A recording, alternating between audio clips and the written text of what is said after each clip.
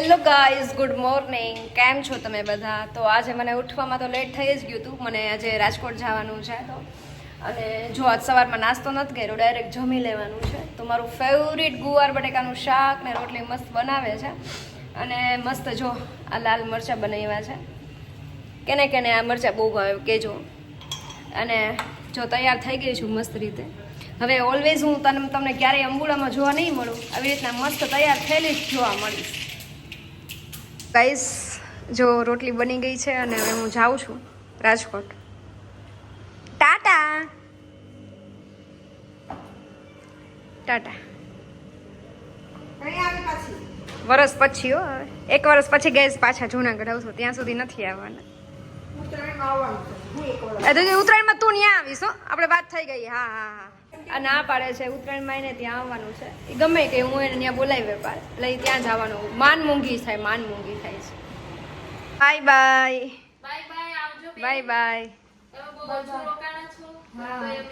5 દિવસ તો રોકાણી. 15 દિવસની વાત કરીને તમે 10 થી કાપી નાખો, આવું તો ચાલે જ નહીં. પણ એ તો આને ઓલું પ્રોબ્લેમ હતો એટલે, બાકી તો હું રોકાઈશ. શું પ્રોબ્લેમ હતો? તારું કંઈક ઓપરેશન કરાવવાનું હતું ને તો 15 દી રોકાત, બાકી હું આટલા દીમાં જાઉં. ચલો બાય ગાઈસ, બાય બાય અને બાય. હા, આવજે વેલી વેલી પાછી. હા, bye bye bye bye bye.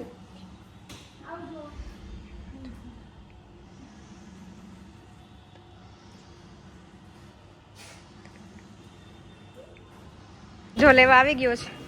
2 વ્હીલરમાં જાય છે. અમે જાઉં છું અને આ દસો મને મૂકવા આવે છે. જો દસો એવો આમ મોટો થઈ ગયો ને કે મને હવે મૂકવા આવવા માંડ્યો. એ નાનો હતો ને ત્યારે હું એને લેવા આવતી, ખબર, સ્પેશિયલ જુનાગઢ લેવા આવતી ને હવે એટલો મોટો થઈ ગયો કે મને મૂકવા આવે છે. અહીંયા ટ્રેનની વેઇટ કરીને હું જુનાગઢ રેલવે સ્ટેશનમાં બેઠી છું. મારો B4 નંબરનો શું કહેવાય, B4માં બેસવાનું છે.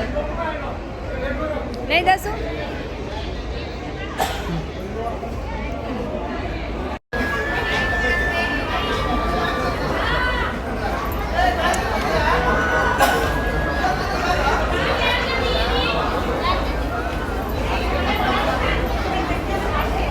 જો મારે બહાર જવાનું છે તો મારી મસ્ત બેગ રેડી કરું છું.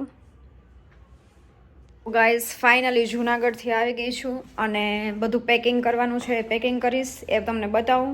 ગાઈઝ, આટલી બધી વસ્તુ છે એ પેકિંગ કરવાની છે. આ બધી બેગો પેક કરવાની છે. બાકીનું જો હું પણ જે કરું છું ને એ તમે પણ કરી શકો. હમણાં મારી ન્યૂ એક્ટિવિટી છે એ તમને બતાવું.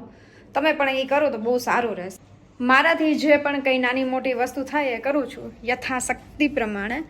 તો મને પહેલેથી જો શોખ છે કે મૂંગા જીવને મીન્સ કે ખાવાનું દેવાનો, કબૂતરને ચણ નાખવાનો, માછલીને લોટ નાખવાનો. તો હું પહેલાં એવરીડે કરતી, પછી વચ્ચે સ્કીપ કરી દીધું હતું. તો પાછું આજથી સ્ટાર્ટ કરું છું. તો અત્યારે હું જો જાઉં અહીંયા રાજકોટમાં પરશુરામ તળાવ છે ને ત્યાં આગળ હું પહેલાં એવરીડે જાતી એમ. આઈ થિંક જે લોકો પેલા બ્લોગને જોતા હશે ને ખબર હશે. તો આજે હું જો માછલીને લોટ નાખવા જવાની છું. જે પણ રાજકોટમાંથી મારા બ્લોગ જોતા હોય એ કરી શકો છો.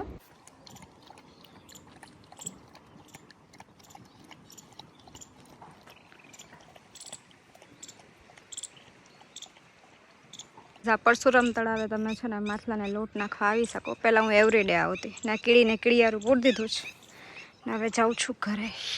આ સાથે બધાને બાય બાય, ગુડ નાઇટ, જય માતાજી, જય શ્રી કૃષ્ણ. મસ્ત મજાના વ્લોગ સાથે મળ્યા આવતીકાલે. બાય.